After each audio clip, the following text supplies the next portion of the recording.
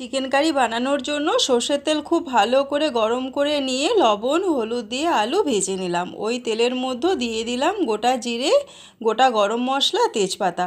কয়েক সেকেন্ড নাড়াচাড়া করে দিয়ে দিলাম পেঁয়াজ কুচি। পেঁয়াজটা লাল লাল করে ভেজে নিয়ে দিয়ে দিলাম রসুন বাটা। কিছুক্ষণ নাড়াচাড়া করে ওর ওপর দিয়ে দিলাম আদা কাঁচা লঙ্কা বাটা। আরও কিছুক্ষণ কষিয়ে নিলাম। দিয়ে দিচ্ছি পরিমাণ মতো লবণ, হলুদ গুঁড়ো, লাল লঙ্কার গুঁড়ো, কাশ্মীরি লঙ্কার গুঁড়ো।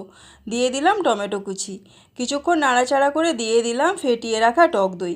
এবার এই সমস্ত উপকরণগুলো খুব ভালো করে কষিয়ে নিলাম।